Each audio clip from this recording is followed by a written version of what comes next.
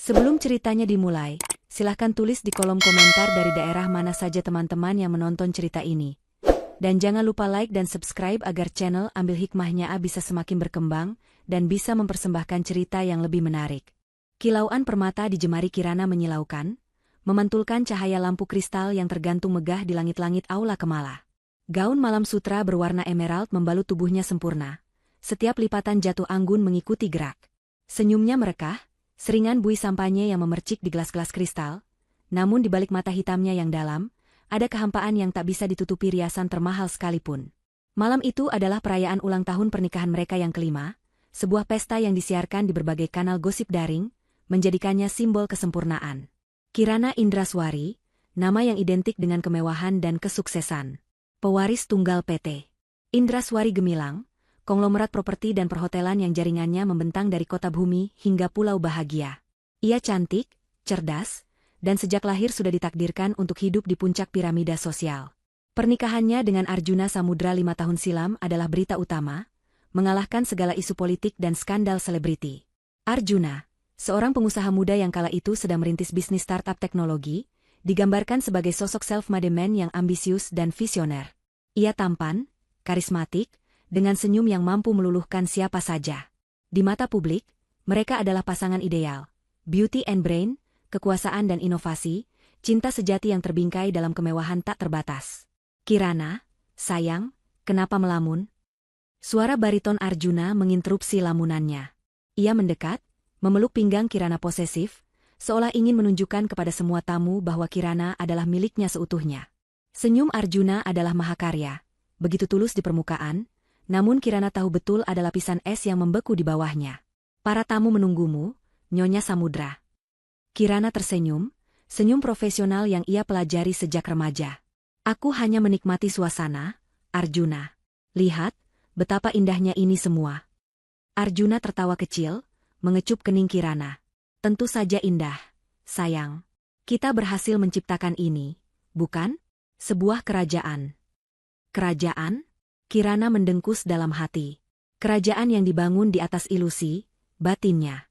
5 tahun bukan waktu yang singkat untuk mengenal seseorang.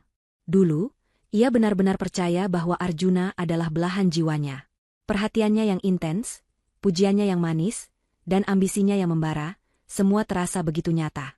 Arjuna selalu ada untuknya, memegang tangannya di setiap acara penting, berbisik kata-kata cinta di telinganya di hadapan kamera, bahkan membawakannya sarapan ke tempat tidur setiap hari Minggu.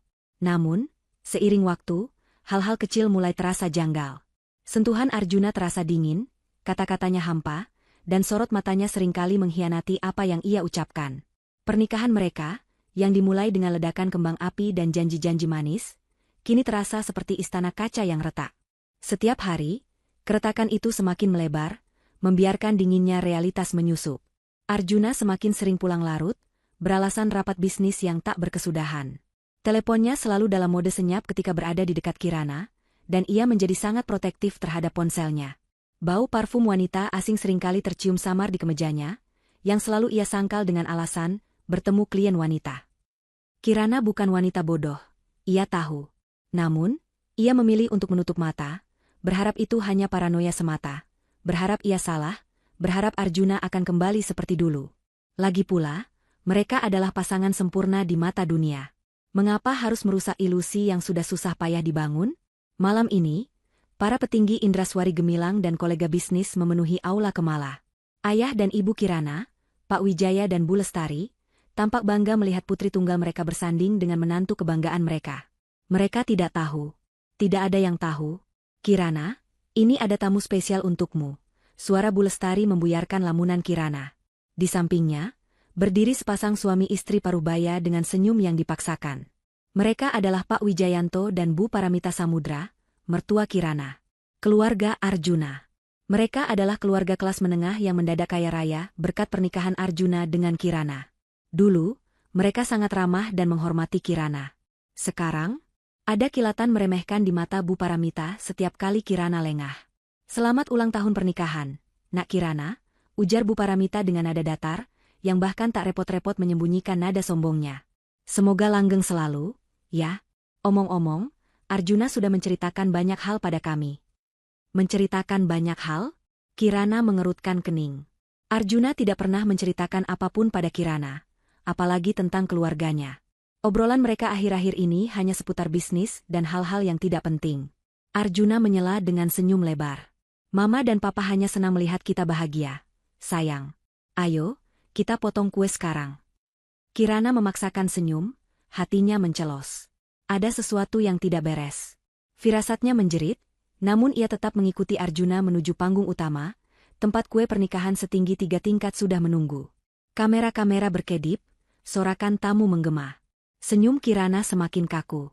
Setelah prosesi pemotongan kue dan sesi foto yang terasa tak berujung, Kirana pamit ke toilet, mencari sedikit waktu untuk bernapas. Kepalanya pening, perutnya mual. Mungkin hanya karena terlalu lelah.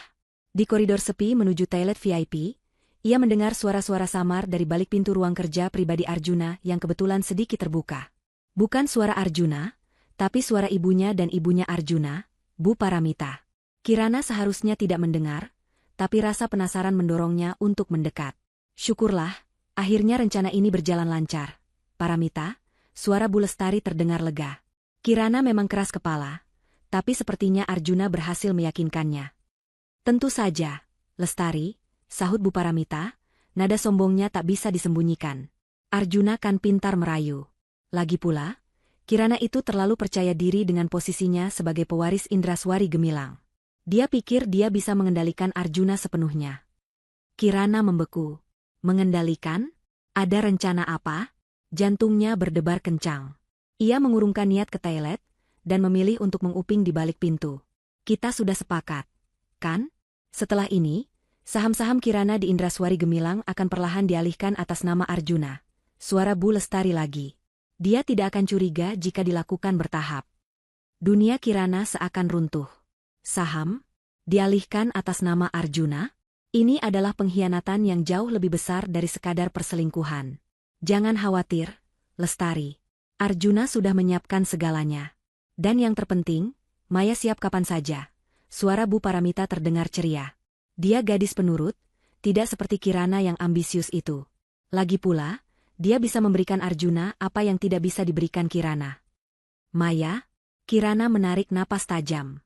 Nama itu, nama yang selalu ia abaikan. Nama yang disebut Arjuna sebagai sekretaris baru, yang sesekali menemaninya rapat. Gadis penurut? Memberikan apa yang tidak bisa Kirana berikan? Pikiran Kirana berputar kalut. Apakah ini maksudnya, anak?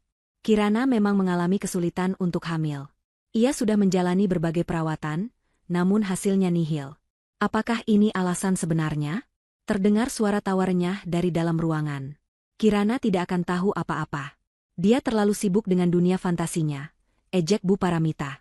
Dan dengan Maya, Arjuna akan punya ahli waris yang sah, memperkuat posisinya di Indraswari Gemilang.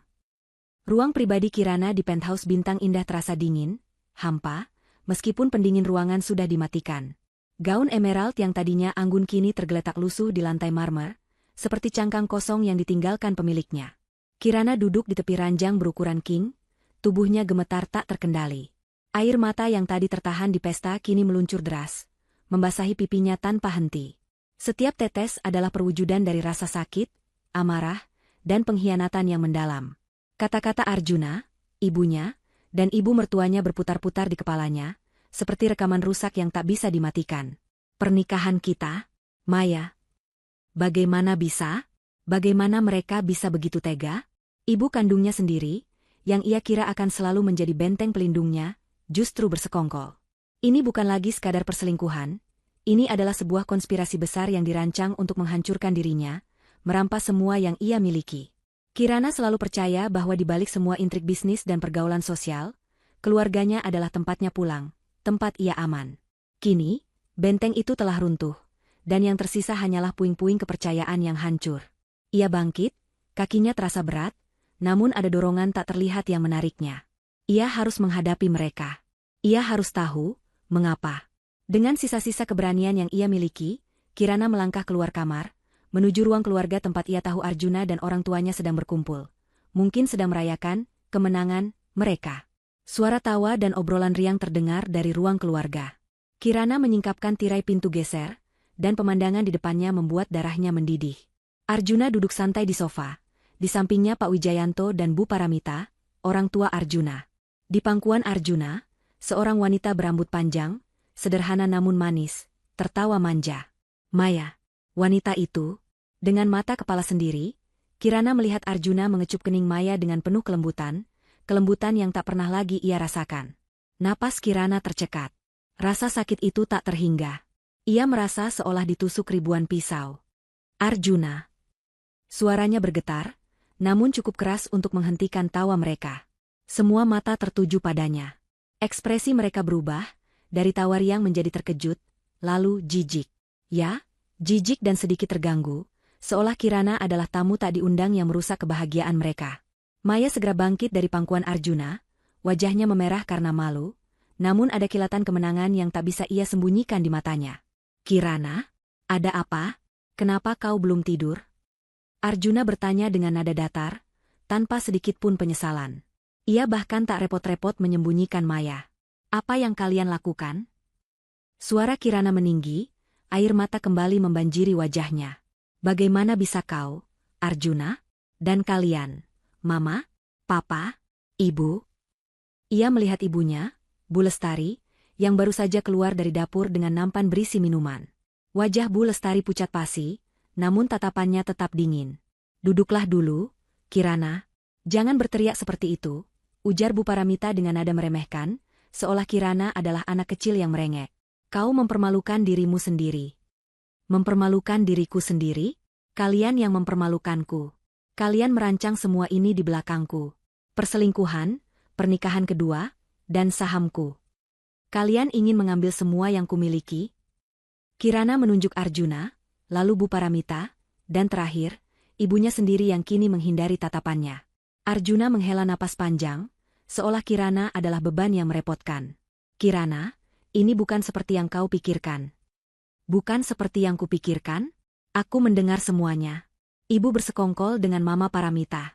Aku mendengar Arjuna berbicara dengan wanita ini tentang pernikahan mereka. Kirana menatap Maya, yang kini menunduk, namun bibirnya sedikit menyunggingkan senyum tipis yang penuh kemenangan. Baiklah, jika kau sudah tahu, kata Arjuna, tiba-tiba nadanya berubah menjadi dingin dan tegas. Ia berdiri, menghampiri Kirana dengan langkah lambat. Ya, aku akan menikahi Maya. Dan ya, keluargaku mendukungku. Mengapa kau terkejut? Kau tidak bisa memberiku apa yang kubutuhkan, Kirana. Kata-kata itu bagai belati yang menghunjam jantung Kirana. Apa yang kubutuhkan? Apa yang kau butuhkan, Arjuna? Kekayaan? Status? Aku sudah memberimu semua itu. Aku mengangkatmu dari nol. Perusahaanmu, rumah ini, gaya hidup mewahmu, semua dariku. Jangan naif, Kirana, bentak Bu Paramita, menatap Kirana penuh kebencian. Kau pikir kekayaanmu itu segalanya? Arjuna butuh penerus. Dia butuh ahli waris. Kau tahu kau tidak bisa memberikannya. Kata-kata itu, kau tahu kau tidak bisa memberikannya, menghantam Kirana telak. Rasa sakit karena ketidakmampuannya untuk memiliki anak selalu menjadi luka tersembunyi, kini diungkit dan dijadikan senjata. Ia menatap ibunya, Bu Lestari, mencari dukungan, mencari pembelaan. Namun Bu Lestari hanya terdiam, tatapannya kosong, seperti patung tanpa ekspresi. Lagi pula, lelaki punya kebutuhan, Kirana, Arjuna menambahkan dengan santai, kembali duduk di sofa dan merangkul Maya yang kini menatapnya penuh kagum. Maya bisa memberiku apa yang kau tidak bisa. Dia gadis penurut, tidak ambisius, dan dia siap memberiku anak. Ahli waris untuk kerajaan yang akan kita bangun bersama. Kata-kata itu, kerajaan yang akan kita bangun bersama, menggema di benak Kirana. Ini bukan hanya tentang anak. Ini tentang merebut kendali dan kekuasaan. Mereka meremehkan dirinya, menganggapnya hanya sebagai sebuah inkubator yang gagal. Sebuah jembatan menuju kekayaan yang bisa dibuang begitu saja setelah tujuannya tercapai. Penghinaan ini membakar habis sisa-sisa rasa sakit dan keputusasaan Kirana, menggantinya dengan bara api amarah yang membara. Kirana menatap Arjuna, lalu Maya, kemudian Bu Paramita, Pak Wijayanto, dan terakhir ibunya sendiri. Senyum tipis terukir di bibirnya, senyum yang dingin dan mengerikan, penuh tekad yang baru terbentuk. Mereka mungkin mengira Kirana adalah wanita rapuh yang akan hancur lebur. Mereka salah besar.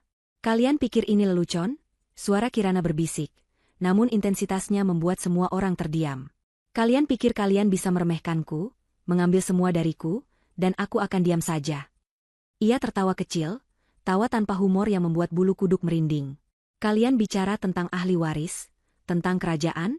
Kalian lupa siapa pemilik asli kerajaan ini. Kalian lupa siapa yang membangun pondasinya. Kirana menatap Arjuna tajam. Kekayaan keluarga Samudra, yang sekarang kau banggakan itu, sebagian besar adalah aset yang aku bawa ke dalam pernikahan ini. Investasiku di perusahaanmu, properti-properti yang kita beli bersama, semua itu dari uangku. Kalian ingin membangun kerajaan baru di atas puing-puingku? Kalian akan menyesal. Arjuna mengerutkan kening. Apa maksudmu? Maksudku, Kirana melangkah mundur, matanya berkilat dingin. Kalian baru saja membangunkan iblis yang selama ini tertidur. Kalian telah menusukku dari belakang, mengkhianatiku, dan merampas kehormatanku. Sekarang, aku akan mengambil kembali semuanya. Dan tidak hanya itu, aku akan memastikan kalian tidak akan punya apa-apa lagi untuk dibanggakan. Tidak ada kerajaan, tidak ada ahli waris, tidak ada kemewahan palsu. Hanya kehancuran. Kirana membalikkan badan, berjalan pergi tanpa menoleh lagi. Suara tawa dan obrolan riang di belakangnya telah lenyap, digantikan keheningan yang mencekam. Langkah kakinya kini mantap, tegar. Di benaknya, gambaran setiap perjanjian pranikah, setiap aset bersama, setiap investasi yang ia masukkan ke dalam perusahaan Arjuna, mulai bermunculan. Malam itu, Kirana tidak tidur. Pikiran dan hatinya bagaikan medan perang. Kemarahan masih bergolak, namun di atas segalanya, ada sebuah kilatan yang lebih terang, tekad yang membaja. Kebencian Arjuna dan keluarganya, yang menganggapnya lemah dan dapat diinjak-injak, telah menyulut api perlawanan dalam dirinya. Mereka mungkin telah merampas kedamaiannya, tetapi mereka tidak akan bisa merampas martabatnya, apalagi harta yang adalah haknya. Pagi menjelang, namun Kirana sudah mandi dan mengenakan setelan bisnis hitam yang rapi, senada dengan suasana hatinya yang kelam dan tegas. Ia bukan lagi Kirana yang rapuh, bukan lagi wanita yang menangis terseduh di ranjang. Kirana yang sekarang adalah seorang jenderal yang baru saja menyatakan perang. Dengan langkah mantap, ia memasuki ruang kerjanya yang luas di penthouse. Ruangan ini adalah saksi bisu setiap keputusan bisnis besar yang pernah ia buat, tempat ia menghabiskan waktu bertahun-tahun menganalisis laporan keuangan, menyusun strategi investasi, dan mempelajari seluk-beluk dunia korporat. Sekarang, semua keahlian itu akan ia gunakan untuk tujuan yang sangat pribadi. Ia duduk di kursi kebanggaannya, di depan meja kerja kayu jati yang kokoh. Di depannya, terpampang lembaran-lembaran perjanjian pranikah yang dulunya ia anggap hanya formalitas. Sebuah dokumen yang dulu terlihat menjemukan, kini menjadi peta harta karun yang menunjukkan jalan menuju kemerdekaannya, atau lebih tepatnya, jalan menuju pembalasan dendamnya. Kirana membuka laptopnya. Jari jemarinya menari di atas keyboard dengan kecepatan dan presisi yang jarang terlihat. Ia membuka folder terenkripsi yang berisi semua detail finansialnya, termasuk investasi pribadi, aset yang ia bawa ke dalam pernikahan, dan semua kontribusinya terhadap bisnis Arjuna. PT Samudra Digital, perusahaan Arjuna yang kini melejit berkat suntikan dana besar dari Kirana, adalah target pertamanya. Ia ingat betul bagaimana Arjuna datang padanya 5 tahun lalu, dengan mata berbinar-binar dan presentasi ambisius tentang startup yang akan mengubah masa depan. Kirana, yang terbuai cinta dan terkesan dengan visi Arjuna, tanpa ragu menginvestasikan puluhan miliar rupiah, bahkan mengalihkan sebagian besar aset propertinya untuk dijadikan jaminan pinjaman bank bagi proyek-proyek Arjuna. Ia juga memasukkan saham-sahamnya di beberapa anak perusahaan Indraswari Gemilang sebagai modal awal. Bodohnya aku, desis Kirana, matanya tajam menatap angka-angka di layar. Ia melihat daftar panjang portofolio investasi bersama, rekening bank gabungan, dan surat-surat kepemilikan aset properti yang atas nama mereka berdua. Senyum tipis terukir di bibirnya. Mereka mungkin mengira Kirana hanyalah wanita kaya yang tidak paham bisnis, hanya tahu berbelanja dan bersosialisasi. Mereka salah. Sangat salah. Kirana telah dilatih sejak dini untuk mengelola kekayaan keluarga. Ayahnya, Wijaya Indraswari, seorang konglomerat kawakan, selalu menekankan pentingnya memahami setiap detail finansial, setiap klausul dalam kontrak. Harta itu bukan hanya untuk dinikmati, Kirana, ayahnya pernah berkata, tapi juga untuk dikelola dan dilindungi. Terkadang, ia bisa menjadi senjata terkuatmu. Kata-kata itu kini terngiang di benaknya, bukan lagi sebagai nasihat, melainkan sebagai ramalan. Ia mulai meninjau kembali satu persatu perjanjian pranikah mereka. Ia ingat, ia bersikeras memasukkan klausul yang sangat spesifik mengenai pemisahan harta dan pengembalian investasi jika terjadi perceraian karena pelanggaran kontrak, seperti perselingkuhan atau penipuan. Arjuna, kala itu, dengan mudah menyetujuinya, menganggapnya hanya sebagai bentuk kecurigaan yang wajar dari seorang wanita kaya. Arjuna tidak tahu, klausul itu adalah ranjau darat yang Kirana tanam sendiri. Hahaha. Kirana tertawa pahit. Kalian menggali kuburan kalian sendiri. Setelah mengidentifikasi semua poin krusial, Kirana tahu ia membutuhkan bantuan profesional. Bukan sembarang pengacara, tapi yang terbaik. Yang paling kejam. Yang tidak akan gentar menghadapi nama besar keluarga Samudra, yang kini menjadi terkenal. Ia membutuhkan seorang ahli hukum yang setara dengan dirinya dalam kecerdasan dan tanpa ampun dalam eksekusi. Ia meraih ponselnya, mencari kontak lama yang jarang ia gunakan.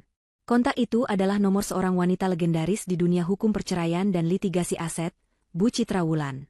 Bu Citra dikenal sebagai Al-Gojo bagi klien-kliennya, seorang wanita yang belum pernah kalah dalam kasus yang ia tangani, terutama jika melibatkan pengkhianatan dan perebutan aset. Reputasinya adalah momok bagi para suami curang dan keluarga serakah. Kirana menekan tombol panggil. Jantungnya berdebar, bukan karena takut, tapi karena adrenalin yang memompa kuat. Beberapa dering, lalu suara Bu Citra yang tenang namun berwibawa terdengar di ujung telepon. "Selamat pagi, Kirana," sapa Bu Citra. "Sudah lama tidak mendengar kabarmu. Ada apa gerangan? Aku dengar ulang tahun pernikahanmu kemarin sangat meriah." Kirana tersenyum dingin. "Selamat pagi, Bu Citra." "Iya, sangat meriah. Meriahnya sampai membuka mata saya lebar-lebar. Saya butuh bantuan Anda, Bu. Urgent. Saya ingin membersihkan semua kotoran yang menempel pada nama saya, dan mengambil kembali semua yang seharusnya jadi milik saya." Bu Citra terdiam sejenak. "Kotoran? Apakah ini ada hubungannya dengan Arjuna Samudra?" "Ya," jawab Kirana lugas. "Suami dan keluarganya bersekongkol untuk mengambil aset saya, dan Arjuna akan menikah lagi dengan wanita lain, didukung penuh oleh ibu saya sendiri." Terdengar helaan napas dari Bu Citra. "Situasi yang rumit, tapi bukan hal baru bagi saya. Bisakah Anda datang ke kantor saya siang ini? Bawa semua dokumen yang Anda miliki. Perjanjian pranikah, laporan keuangan, bukti transfer, apapun yang relevan. Semakin lengkap, semakin mudah bagi saya untuk membersihkan mereka."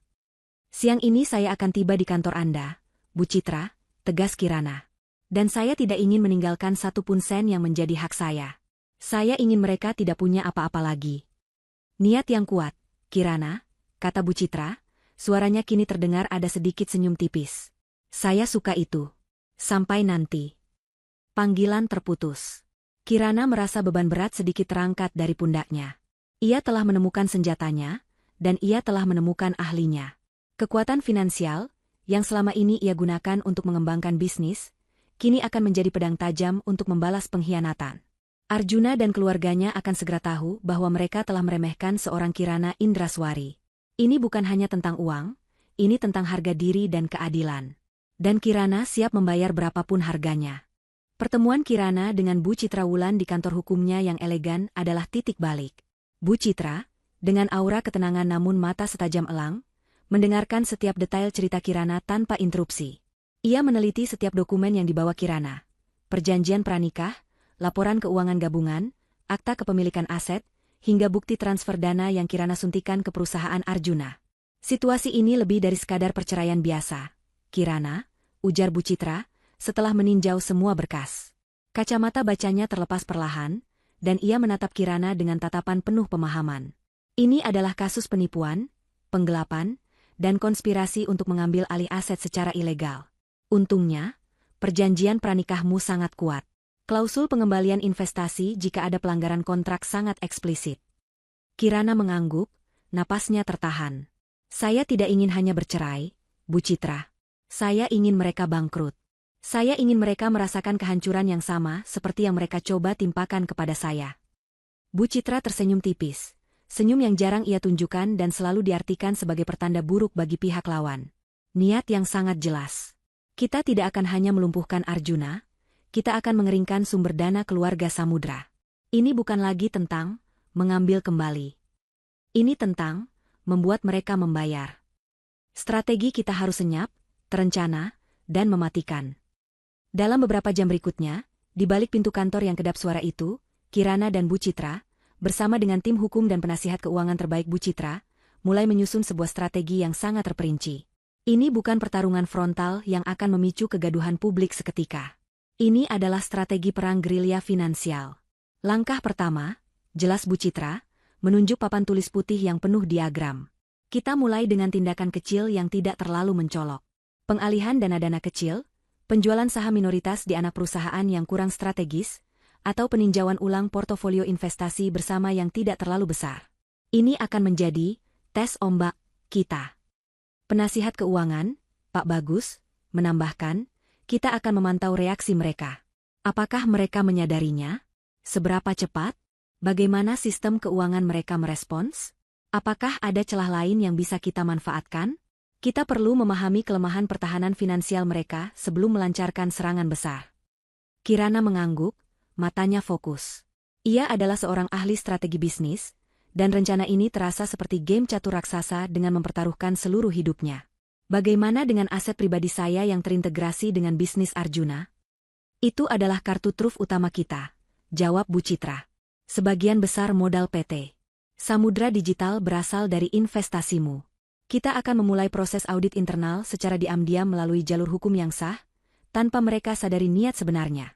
Ini akan memberikan kita gambaran utuh tentang seberapa besar ketergantungan mereka padamu. Rencana itu meliputi beberapa fase. Fase observasi dan uji coba. Peninjauan ulang investasi kecil. Kirana akan secara online meninjau kembali semua portofolio investasi gabungan mereka, mengidentifikasi investasi-investasi kecil yang bisa ditarik tanpa menimbulkan red flag besar. Misalnya, dana-dana kecil di reksadana atau saham perusahaan yang tidak terlalu berpengaruh pada operasional utama Arjuna. Pengalihan dana rekening bersama. Secara bertahap, dana-dana dari rekening bersama yang Kirana miliki akses penuh akan dialihkan ke rekening pribadinya yang baru dan sangat rahasia. Jumlahnya tidak besar sekaligus. Hanya untuk melihat apakah ada sistem peringatan otomatis, atau apakah Arjuna atau keluarganya menyadari fluktuasi kecil ini. Pemutusan kontrak terselubung. Kirana juga akan mengidentifikasi beberapa kontrak kecil antara Indraswari Gemilang dan PT Samudra Digital yang bisa diputus atau tidak diperpanjang tanpa menarik perhatian. Ini akan menciptakan kerugian kecil yang tidak signifikan, namun cukup untuk menguji respons sistem mereka. Fase pengumpulan bukti dan penguatan posisi. Sementara itu, tim hukum Bu Citra akan bekerja keras mengumpulkan semua bukti perselingkuhan dan konspirasi.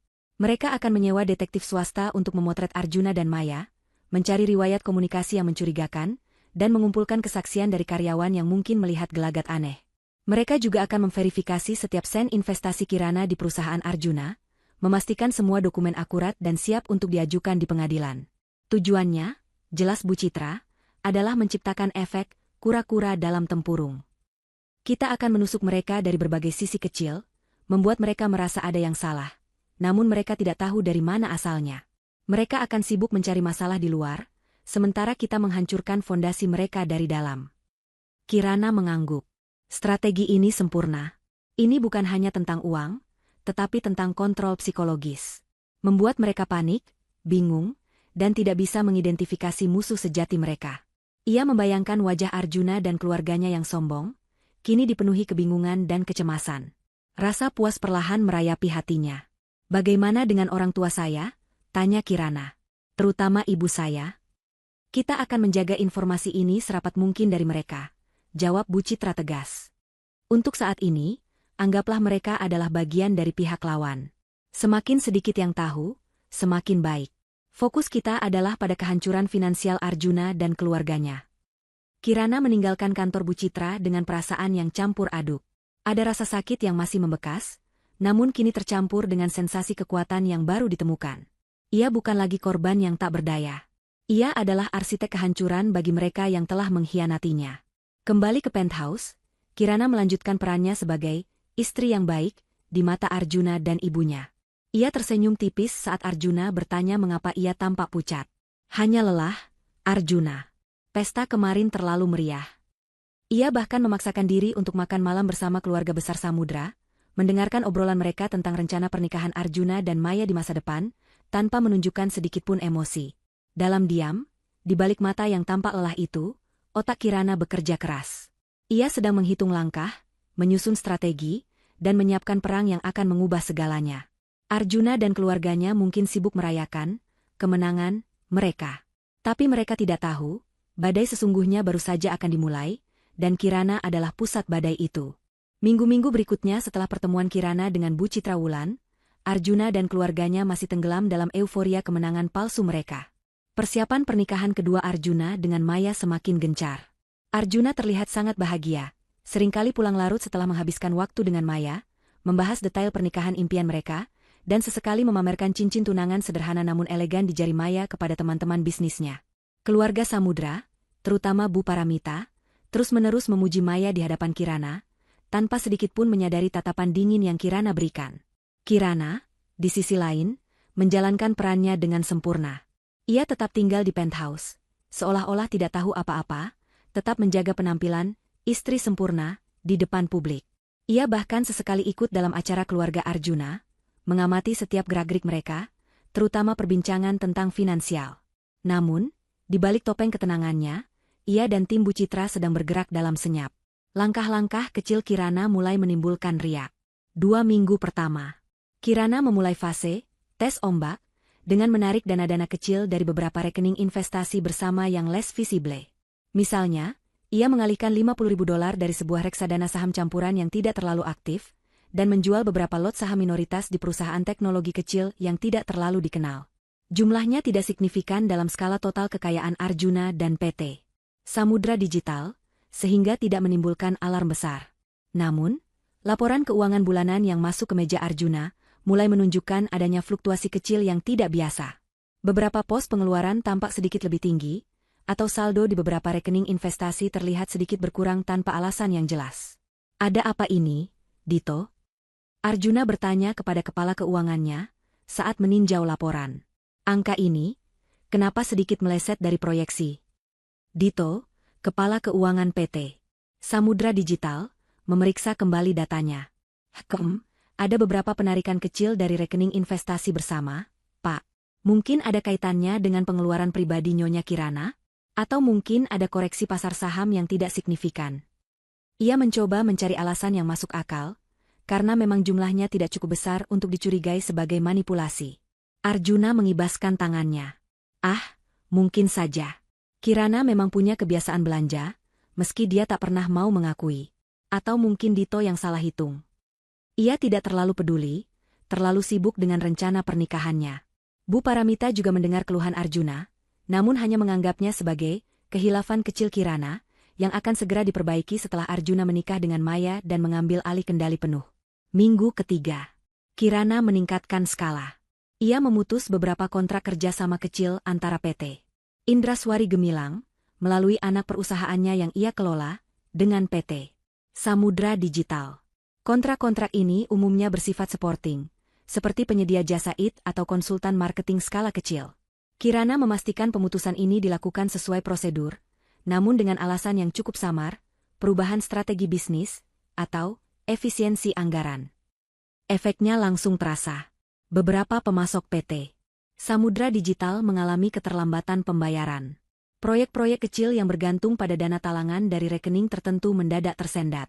Aliran kas mereka mulai terasa agak seret. Pak, beberapa tagihan dari proyek sistem logistik cerdas belum bisa dicairkan, lapor manajer proyek kepada Arjuna. Rekening kas proyek tampaknya menipis. Apa-apaan ini? Arjuna mulai sedikit kesal. Periksa lagi. Jangan sampai proyek ini molor. Apalagi sebentar lagi aku akan punya nama baru untuk Indraswari Gemilang. Bu Paramita, yang kebetulan sedang berada di kantor Arjuna, ikut menimpali. Mungkin itu efek dari pengeluaran Kirana untuk pesta kemarin? Mahal sekali, kan? Tidak tahu diri dia. Arjuna mengangguk setuju. Mungkin juga. Kirana memang pemboros.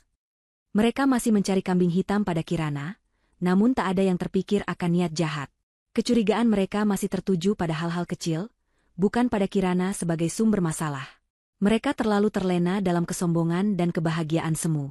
Menjelang akhir bulan pertama, tim Bu Citra berhasil mendapatkan akses lebih dalam ke struktur keuangan PT Samudra Digital melalui celah hukum dan koneksi internal yang mereka miliki. Mereka menemukan bukti-bukti paper trail yang menghubungkan suntikan dana Kirana secara langsung dengan aset inti perusahaan. Mereka juga mengidentifikasi beberapa aset properti penting yang dibeli atas nama Arjuna, namun menggunakan dana pribadi Kirana sebagai modal utama, seringkali melalui transfer bertahap yang kini menjadi bukti kuat. Mereka sama sekali tidak menyadari besarnya ketergantungan mereka pada Anda, Kirana, ujar Bu Citra dalam laporan terbarunya. Mereka menganggap semua itu sudah melebur menjadi milik Arjuna. Padahal, kita punya jejak digital yang tidak bisa dibantah. Kirana memejamkan mata. Rasa puas itu begitu manis. Mereka terlalu sibuk dengan persiapan pernikahan, terlalu mabuk dengan kemenangan, sehingga luput memperhatikan detail-detail kecil yang kini menumpuk menjadi bom waktu. Apakah mereka mulai curiga? Tanya Kirana. Belum pada Anda secara spesifik, jawab Bu Citra. Mereka masih menganggap ini sebagai masalah internal. Entah itu keteledan karyawan, fluktuasi pasar, atau kebiasaan buruk Kirana. Mereka terlalu tinggi hati untuk melihat ancaman dari Anda. Ini saat yang tepat untuk melancarkan serangan berikutnya. Kirana tersenyum dingin. Baiklah, Bu Citra. Saya sudah siap. Biarkan badai dimulai.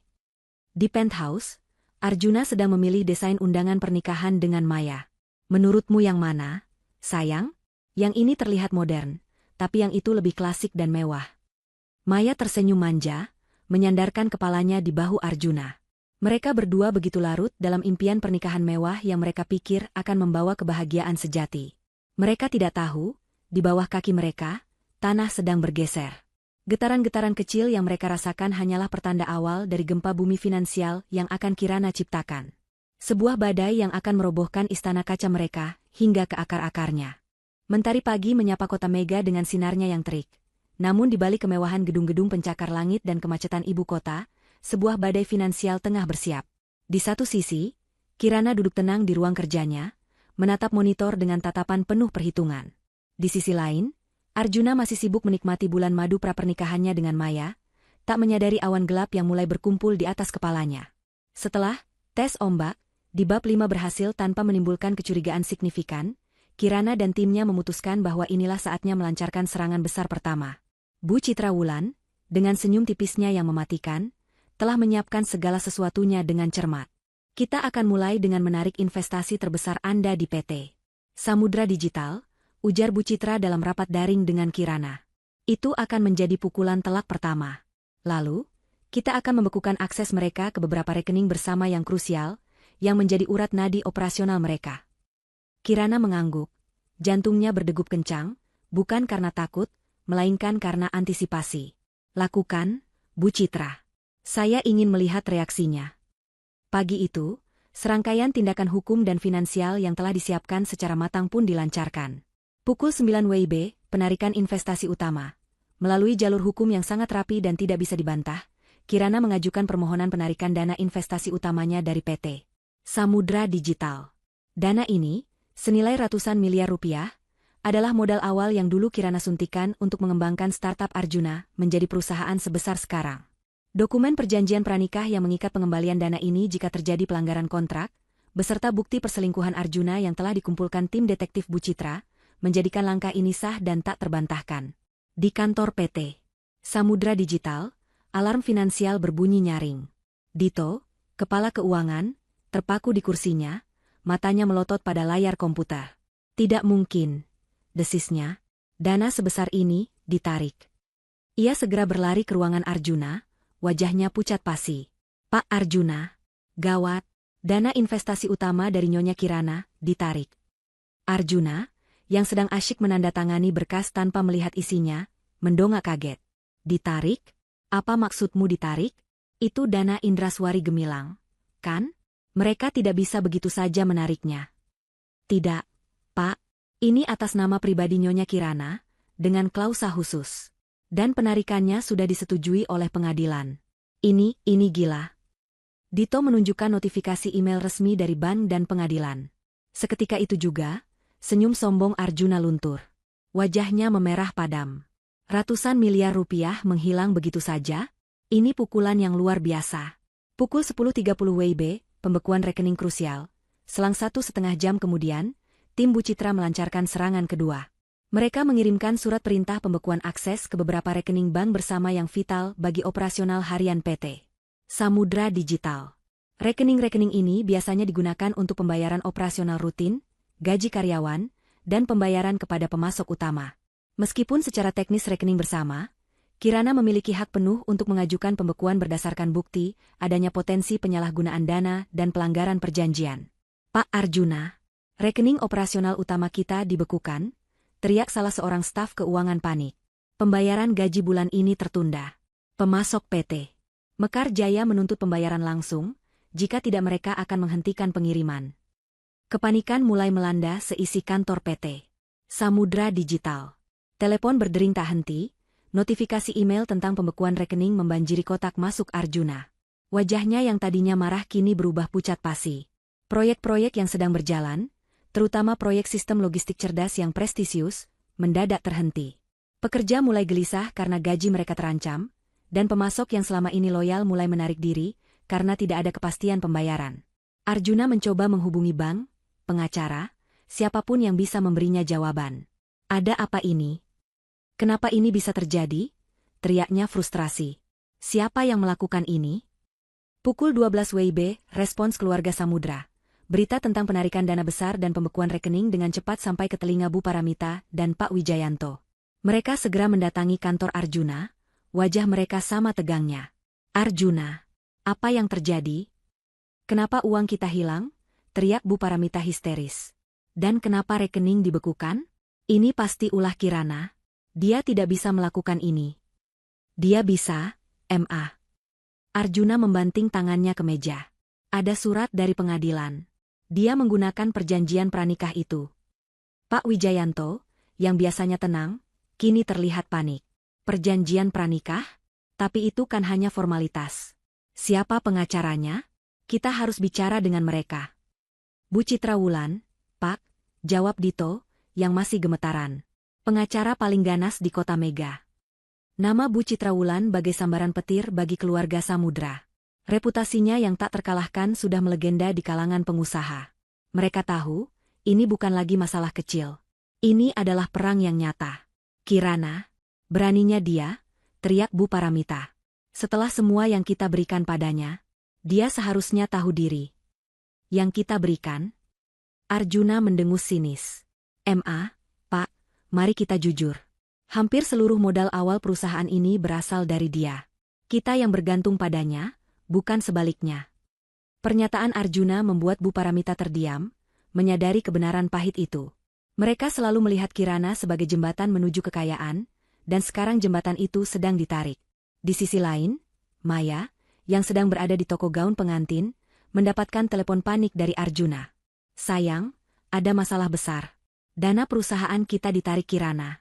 Rekening dibekukan. Pernikahan kita bisa tertunda. Maya yang tadinya berbinar-binar memilih gaun, seketika pucat. Kekayaan Arjuna adalah alasan utamanya tertarik. Jika Arjuna bangkrut, apa yang tersisa? Ia merasakan ketakutan yang belum pernah ia alami sebelumnya. Sementara itu, di kantor Bu Citra, Kirana menerima laporan real-time tentang kekacauan yang melanda PT Samudra Digital. Senyum tipis terukir di bibirnya. Efeknya langsung terasa. Kirana, lapor Bu Citra. Mereka panik. Proyek-proyek terhenti, kredit macet, dan pemasok mulai menarik diri. Pertahanan mereka rapuh. Bagus, kata Kirana, tatapannya jauh. Pastikan mereka tahu ini hanya permulaan. Jangan ada komunikasi langsung dari saya. Biarkan pengacara saya yang berbicara. Bu Citra mengangguk. Tentu saja. Semua komunikasi akan melalui jalur hukum. Mereka akan dipaksa untuk bernegosiasi, atau menghadapi kehancuran total. Di penthouse mewah mereka, Kirana menyaksikan berita di televisi yang mulai menyoroti gejolak keuangan tak terduga di PT Samudra Digital. Analis keuangan mulai berspekulasi tentang penyebabnya, namun belum ada yang menunjuk Kirana sebagai dalang. Mereka masih percaya narasi Arjuna sebagai pengusaha sukses yang sedang menghadapi tantangan pasar. Kirana menyesap tehnya, matanya menatap Arjuna yang kini menelepon dengan wajah frustrasi di seberang ruangan. Ia tidak lagi melihat Arjuna sebagai pria yang pernah ia cintai, melainkan sebagai musuh yang harus ia kalahkan. Badai telah dimulai. Dan Kirana, sang dalang di balik layar, baru saja menggerakkan bidak-bidak utamanya. Mereka akan merasakan setiap hembusan angin badai itu, hingga mereka tidak lagi punya apa-apa selain penyesalan. Gelombang kejut dari tindakan Kirana terus menghantam keluarga Samudra, satu persatu, mengikis fondasi kemewahan palsu yang selama ini mereka sandang. Setelah rekening-rekening utama dibekukan dan investasi inti ditarik, PT Samudra Digital benar-benar lumpuh. Proyek-proyek besar yang menjadi tulang punggung perusahaan mandek total, klien-klien besar menarik diri, dan karyawan mulai mengundurkan diri massal karena gaji yang tak kunjung dibayarkan. Arjuna, yang tadinya congkak dan penuh percaya diri, kini bagaikan singa yang terperangkap dalam kandang. Ia mondar-mandir di kantor yang sepi, ruangan-ruangan kosong yang dulunya dipenuhi deru aktivitas kini, hanya menyisakan gema keputusasaan. Teleponnya terus berdering, bukan dari mitra bisnis atau investor, melainkan dari penagih utang, bank yang ingin menyita aset, dan pengacara yang mewakili pemasok yang dirugikan. Bangkrut, kita akan bangkrut, desis Arjuna, menjambak rambutnya sendiri. Wajahnya yang dulunya mulus kini dipenuhi garis-garis kekhawatiran dan kelelahan. Lingkaran hitam di bawah matanya semakin pekat, dan tubuhnya terlihat semakin kurus. Di rumah, situasinya tak kalah buruk. Gaya hidup mewah keluarga Samudra, yang mereka pamerkan selama ini, kini menjadi jerat mematikan.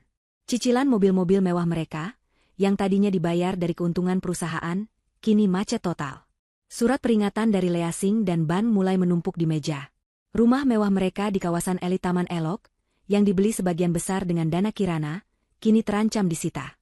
Mama tidak percaya ini terjadi. Kirana itu benar-benar iblis, teriak Bu Paramita histeris, melemparkan surat peringatan penyitaan dari ban ke lantai. Ia tak lagi peduli dengan penampilannya. Rambutnya kusut, pakaiannya asal-asalan, dan matanya bengkak karena terus menangis. Bagaimana kita bisa hidup?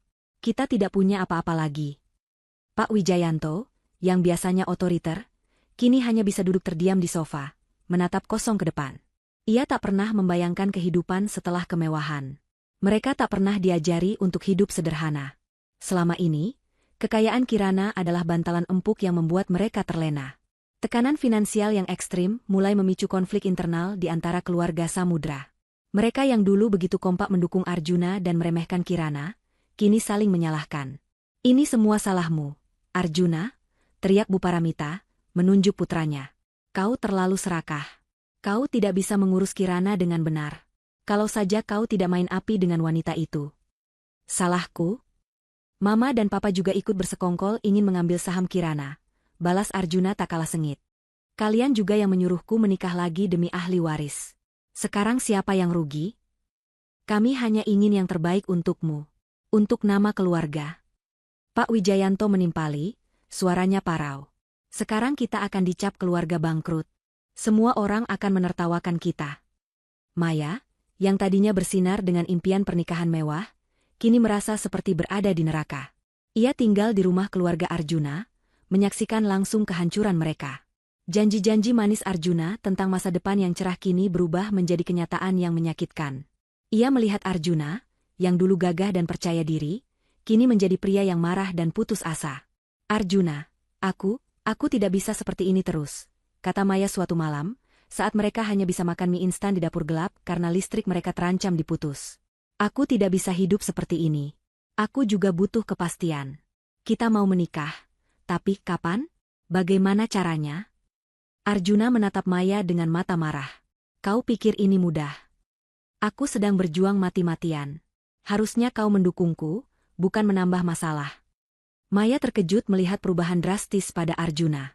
Pria yang dulu begitu lembut dan perhatian, kini adalah cerminan dari frustrasi dan keputusasaan. Ia mulai menyadari bahwa ia telah tertipu, bukan oleh Kirana, tetapi oleh Arjuna dan janji-janji palsunya. Aku tidak ingin seperti ini. Aku ingin hidupku kembali. Sementara itu, di sebuah kantor hukum mewah di pusat kota, Kirana menerima laporan terbaru dari Bu Citra. Laporan penjualan aset mereka sudah masuk ke pengadilan. Kirana, kata Bu Citra dengan nada tenang. Rumah di Taman Elok, 3 unit mobil mewah, dan beberapa aset properti lainnya akan segera disita untuk melunasi hutang-hutang PT Samudra Digital. Kirana hanya mengangguk. Tidak ada ekspresi kemenangan berlebihan di wajahnya, hanya kepuasan yang dingin. Ia membayangkan rumah mewah itu, tempat ia pernah mencoba membangun kebahagiaan, kini akan kosong dan disita. Bagaimana dengan mereka? Tanya Kirana. Mereka masih menolak untuk bernegosiasi secara baik-baik, namun mereka sudah mulai panik, jawab Bu Citra. Saya menerima puluhan email dan telepon dari pengacara mereka yang memohon penundaan penyitaan. Arjuna bahkan mencoba menawarkan sebagian kecil aset yang tersisa sebagai ganti rugi, tapi tentu saja saya tolak. Pesan Anda jelas, tidak ada ampun. Kirana memejamkan mata. Ia bisa membayangkan tekanan yang mereka alami. Keluarga Samudra, yang tidak pernah tahu arti kekurangan, kini dihadapkan pada kenyataan pahit kebangkrutan. Bagaimana dengan ibu saya? Kirana bertanya, ada nada lembut yang tak bisa ia sembunyikan. Bu Citra menghela napas. Bu Lestari juga sudah mencoba menghubungi saya berkali-kali. Beliau juga ingin menemui Anda. Tampaknya beliau sangat menyesal. Tapi seperti yang Anda minta, saya tidak memberikan akses.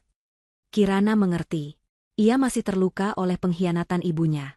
Tetapi ia tahu, untuk mencapai tujuannya, ia tidak boleh goyah. Di media massa, rumor tentang kebangkrutan total PT Samudra Digital semakin santer.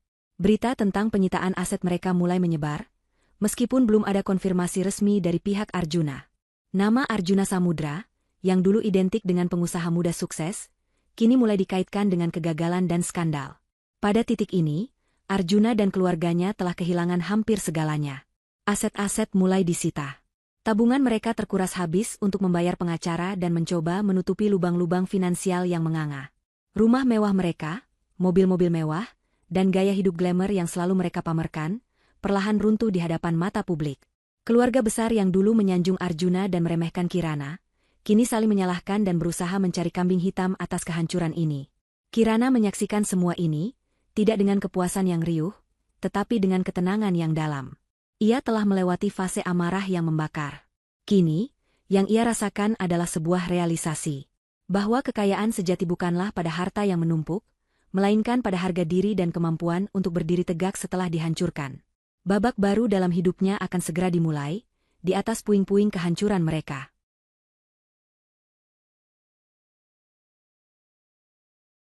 Tiga bulan berlalu sejak badai finansial Kirana melanda keluarga Samudra. Mereka kini benar-benar terpuruk. PT Samudra Digital telah dinyatakan pailit, aset-asetnya dijual lelang untuk melunasi utang. Rumah mewah mereka di Taman Elok telah disita bank, dan mereka terpaksa pindah ke sebuah rumah kontrakan kecil di perumahan Damai. Mobil-mobil mewah telah ditarik, dan gaya hidup glamour mereka kini hanya tinggal kenangan pahit. Arjuna, Pak Wijayanto, dan Bu Paramita, yang dulu selalu tampil necis dan angkuh, kini terlihat lusuh dan putus asa. Martabat mereka hancur, dan nama baik mereka tercoreng di mata masyarakat. Tekanan hidup telah mengubah mereka menjadi orang asing bagi diri mereka sendiri. Arjuna, yang dulunya memimpikan kerajaan teknologi, kini hanya bisa bekerja serabutan untuk sekadar menyambung hidup. Ia kehilangan semua koneksi dan relasi bisnisnya.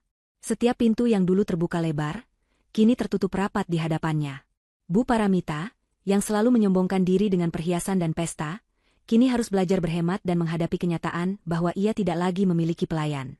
Pak Wijayanto, yang dulu selalu disegani, kini hanya bisa menunduk malu jika bertemu mantan koleganya. Di tengah kehancuran itu, ada satu nama yang terus menghantui mereka, Kirana. Mereka telah mencoba berbagai cara untuk menghubunginya, melalui telepon, surat, bahkan mencoba mendatangi penthouse-nya secara langsung, namun selalu gagal. Kirana tetap tidak tersentuh, seperti benteng baja yang tak bisa ditembus. Setiap upaya negosiasi melalui pengacara mereka selalu ditolak mentah-mentah oleh Bu Citra Wulan, dengan pesan singkat yang selalu sama, Nona Kirana tidak akan mundur. Hingga pada suatu sore yang mendung, setelah semua jalan buntu, mereka menerima sebuah surat resmi. Bukan surat panggilan pengadilan, bukan surat penyitaan, melainkan sebuah undangan. Undangan untuk bertemu dengan Kirana. Bukan di pengadilan, bukan di kantor pengacara, melainkan di sebuah kafe senja yang tenang di pinggir kota. Tempat itu jauh dari gemerlap kehidupan mewah yang dulu mereka kenal, seolah menyiratkan posisi mereka yang sebenarnya saat ini. Arjuna, Pak Wijayanto, dan Bu Paramita tiba di kafe itu dengan perasaan campur aduk. Ada rasa takut, putus asa, namun juga secercah harapan. Mungkin Kirana akhirnya luluh. Mungkin ia akan menghentikan penderitaan mereka. Kirana sudah duduk di sebuah sudut, tenang dan anggun dalam balutan blazer navy sederhana, tanpa perhiasan berlebihan. Wajahnya memancarkan ketenangan yang mendalam, tatapan matanya tajam namun tidak lagi dipenuhi amarah yang membakar. Ia memesan teh chamomile, seolah pertemuan ini hanyalah obrolan santai di sore hari. Melihat Kirana yang begitu berbeda dari terakhir kali mereka lihat, kuat, mandiri, dan berwibawa, membuat Arjuna dan keluarganya merasa semakin kecil. Tidak ada lagi arogansi di wajah mereka, hanya keputusasaan yang nyata. Kirana, Suara Arjuna terdengar parau, pecah. Ia duduk di hadapan Kirana, diikuti Pak Wijayanto dan Bu Paramita. Kirana, tolonglah hentikan semua ini. Bu Paramita segera menyambung, air mata mulai mengalir di pipinya. Nak Kirana, Mama mohon. Ampuni kami. Kami tahu kami salah. Kami sangat menyesal. Kirana memandangi mereka satu persatu, tanpa emosi yang terlihat jelas.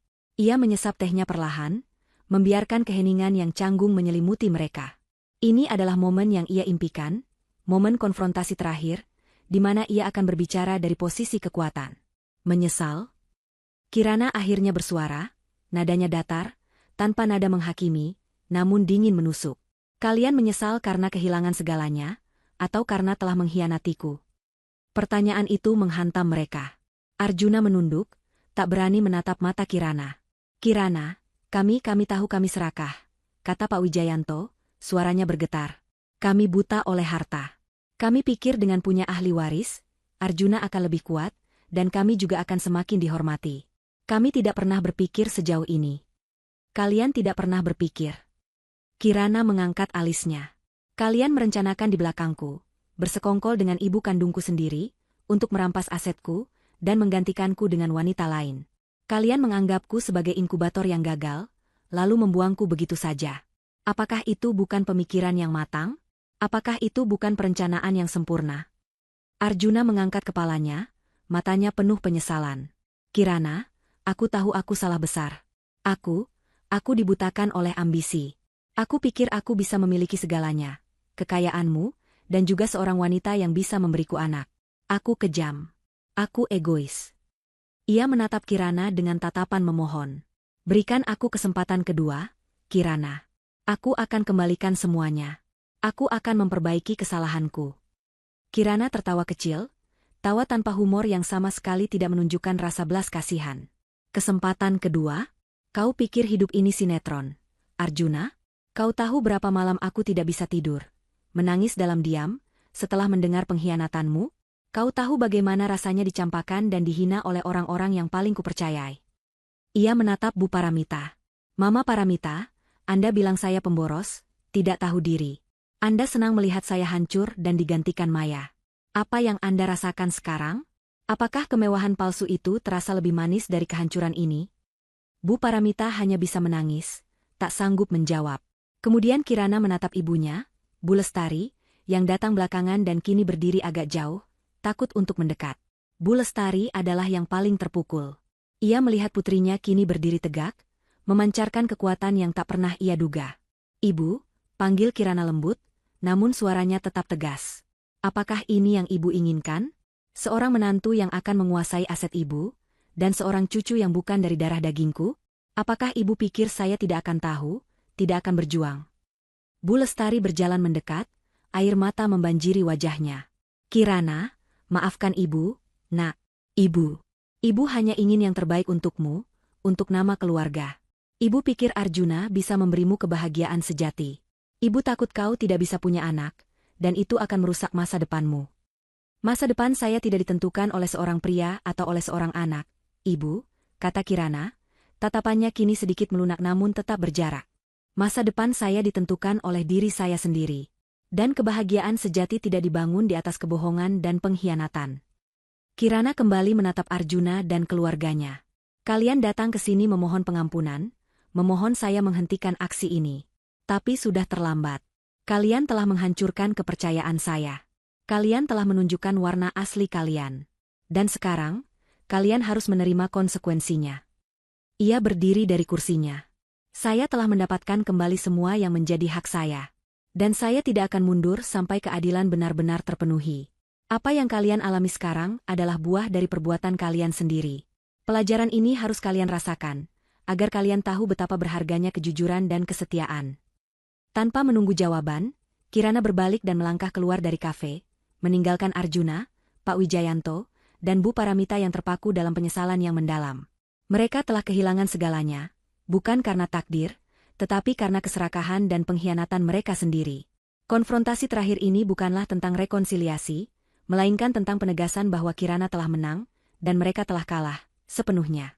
Setelah konfrontasi terakhir yang dingin dan tanpa ampun di kafe senja itu, Kirana merasa seolah beban bertonton terangkat dari pundaknya.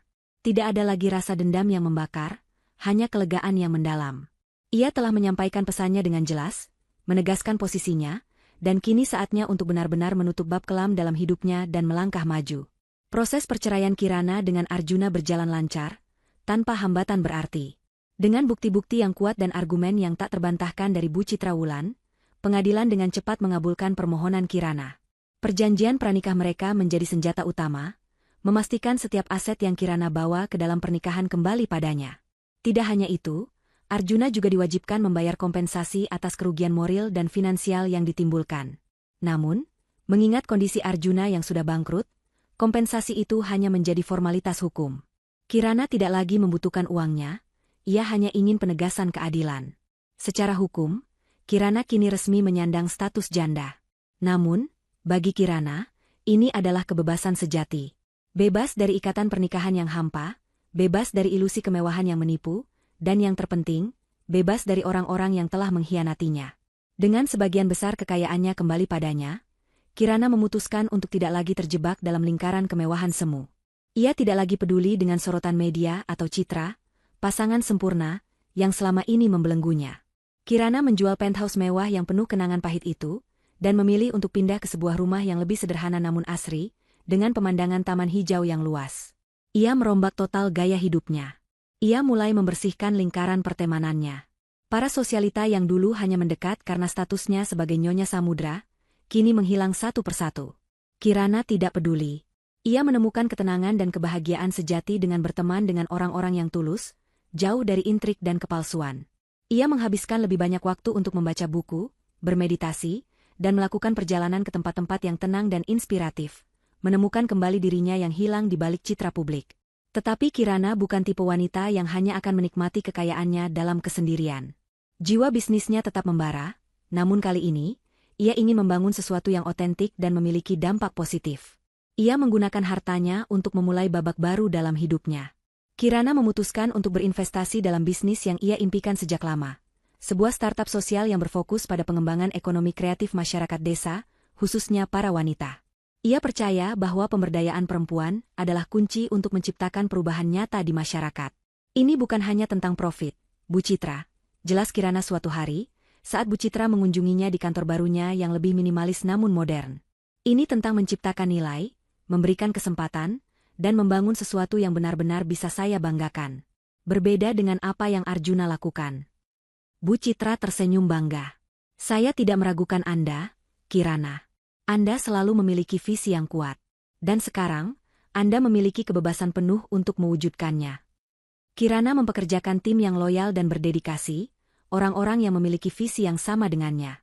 Ia terjun langsung ke lapangan, mengunjungi desa-desa terpencil, bertemu dengan para pengrajin, petani, dan ibu rumah tangga yang memiliki potensi luar biasa namun minim akses. Ia menginvestasikan dananya untuk pelatihan, pengembangan produk, dan pemasaran, membantu mereka memasarkan hasil karya mereka ke pasar yang lebih luas. Pekerjaan baru ini memberinya kepuasan yang tidak pernah ia rasakan dalam pernikahan mewahnya. Melihat senyum para wanita yang diberdayakan, menyaksikan produk-produk mereka diekspor ke luar negeri, dan mendengar cerita sukses mereka, jauh lebih berharga daripada pesta-pesta glamour atau barang-barang mewah. Kirana menemukan makna hidup yang lebih dalam, yang tidak terikat pada status atau jumlah aset. Ia juga memulai sebuah yayasan sosial yang berfokus pada advokasi hukum bagi korban kekerasan dalam rumah tangga dan penipuan aset. Pengalamannya sendiri telah membuka matanya akan kerentanan banyak wanita di luar sana yang tidak memiliki sumber daya atau pengetahuan untuk melawan. Seiring berjalannya waktu, nama Kirana Indraswari kembali dikenal. Namun kali ini bukan sebagai pewaris konglomerat yang menikahi pengusaha sukses, melainkan sebagai seorang sosialpreneur dan filantropis yang berdedikasi. Kisah perjuangannya, meskipun tidak pernah ia gembar-gembor, secara perlahan menyebar di kalangan tertentu, menjadi inspirasi bagi banyak orang. Suatu sore, saat Kirana sedang merayakan keberhasilan salah satu proyeknya di sebuah desa terpencil, ia menerima telepon dari Pak Wijaya, ayahnya. Kirana, ayah bangga padamu, nak. Suara Pak Wijaya terdengar tulus. Ayah lihat apa yang kau lakukan. Kau telah membuktikan bahwa kau adalah Indraswari sejati, yang tidak hanya peduli pada harta, tapi juga pada sesama. Maafkan ayah yang dulu terlalu buta. Kirana tersenyum. Tidak apa-apa, ayah. Semua ini adalah pelajaran berharga. Ia masih belum siap sepenuhnya untuk berbicara dengan ibunya, Bu Lestari, yang telah mengkhianatinya. Namun, ia tahu, penyembuhan membutuhkan waktu. Untuk saat ini, ia memilih untuk fokus pada kebahagiaan dan tujuannya yang baru. Kirana menatap matahari terbenam di balik deretan sawah hijau. Hatinya dipenuhi kedamaian yang belum pernah ia rasakan dalam pernikahannya yang megah.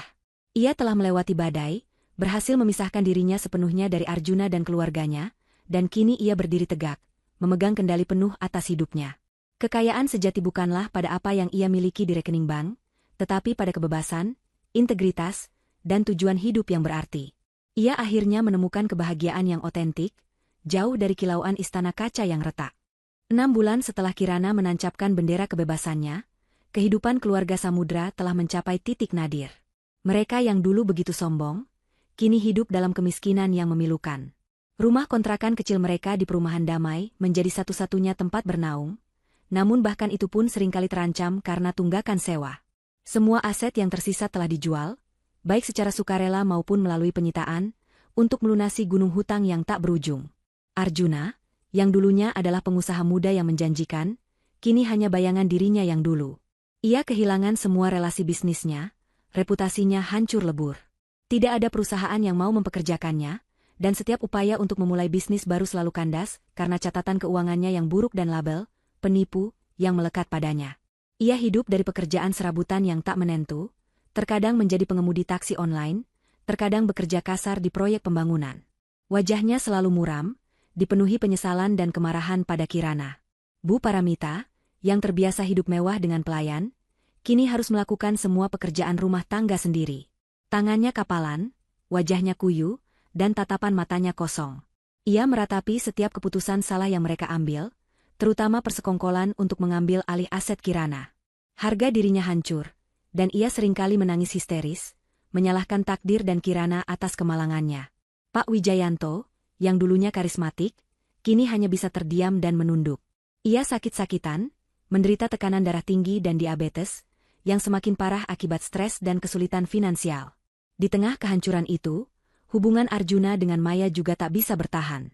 Tekanan finansial yang tak tertahankan telah menggerus habis sisa-sisa cinta dan ilusi di antara mereka. Maya, yang awalnya hanya tertarik pada kemewahan dan janji masa depan cerah Arjuna, tidak sanggup lagi menghadapi kenyataan pahit ini. Suatu hari, setelah pertengkaran hebat karena Arjuna tidak punya uang untuk membeli makanan, Maya memutuskan untuk pergi. "Aku tidak bisa lagi, Arjuna," teriak Maya, suaranya pecah. "Aku lelah hidup seperti ini. Aku lelah melihatmu selalu marah dan putus asa. Kau bilang akan memberiku kehidupan yang lebih baik, tapi kau memberiku neraka." Arjuna menatapnya dengan mata kosong. "Kau juga sama saja, Maya. Kau hanya menginginkan uangku. Kau tidak pernah mencintaiku." "Aku mencintaimu, tapi aku tidak mencintai kemiskinan," balas Maya tajam, mengambil tas kecilnya. "Kau tidak bisa memberikan apa-apa lagi. Aku kembali ke hidupku yang sederhana saja. Setidaknya di sana ada kedamaian, bukan janji palsu dan kehancuran." Maya pergi, tanpa menoleh lagi. Ia kembali ke kampung halamannya, ke kehidupannya yang sederhana sebelum bertemu Arjuna. Ia merasa tertipu, bukan oleh Kirana, tapi oleh impian palsu yang ditawarkan Arjuna. Karma telah bekerja, dan Maya menerima bagiannya dalam kehancuran itu.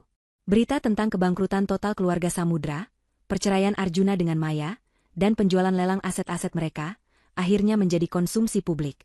Media massa yang dulu memuja Arjuna, kini memberitakan kejatuhannya dengan gamblang. Berita itu sampai ke telinga Kirana melalui laporan berita online dan timnya. Kirana membaca artikel-artikel itu dengan tenang. Tidak ada rasa riang atau euforia yang berlebihan. Hanya ada sebuah realisasi yang mendalam.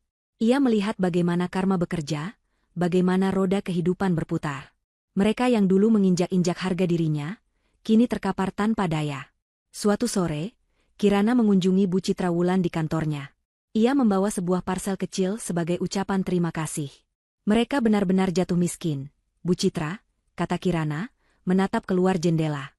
"Maya juga sudah meninggalkan Arjuna. Saya tidak melihat mereka lagi sejak pertemuan terakhir itu." Bu Citra mengangguk. "Ya, Kirana. Kehancuran mereka sudah total. Tidak ada lagi yang bisa diambil dari mereka. Semua tuntutan hukum telah terpenuhi. Anda telah mendapatkan kembali semua hak Anda." Kirana tersenyum tipis. Saya tidak pernah berpikir akan sejauh ini, Bu. Tapi saya tidak menyesalinya. Anda melakukan apa yang harus Anda lakukan, kata Bu Citra lembut. Kadang, keadilan memang harus diperjuangkan dengan cara yang menyakitkan. Tapi Anda mendapatkan lebih dari sekadar uang kembali, Kirana. Anda mendapatkan kekuatan dan harga diri Anda. Kirana mengangguk, matanya berkaca-kaca. Ya, itu benar. Balas dendamnya, meskipun pahit dan brutal, telah memberinya kekuatan dan pelajaran terbesar dalam hidupnya. Ia telah belajar bahwa harga diri dan kebahagiaan sejati jauh lebih berharga daripada kekayaan atau status yang dibangun di atas kebohongan dan pengkhianatan. Hubungan Kirana dengan ibunya, Bu Lestari, juga mulai membaik secara perlahan. Setelah melihat kehancuran keluarga Arjuna dan melihat bagaimana Kirana bangkit dengan caranya sendiri, Bu Lestari akhirnya mengakui kesalahannya dan meminta maaf dengan tulus. Ia melihat bahwa ia telah salah menilai putrinya, dan bahwa ia telah dibutakan oleh ambisi dan ketakutan akan status sosial. Kirana menerima permintaan maaf ibunya, meski butuh waktu untuk sepenuhnya pulih dari luka pengkhianatan itu. Hubungan mereka tidak akan pernah sama seperti dulu, namun setidaknya, ada jalan menuju rekonsiliasi. Hidup Kirana kini dipenuhi makna. Bisnis sosialnya berkembang pesat, memberdayakan ribuan wanita di berbagai daerah. Yayasan yang ia dirikan memberikan harapan baru bagi banyak korban ketidakadilan.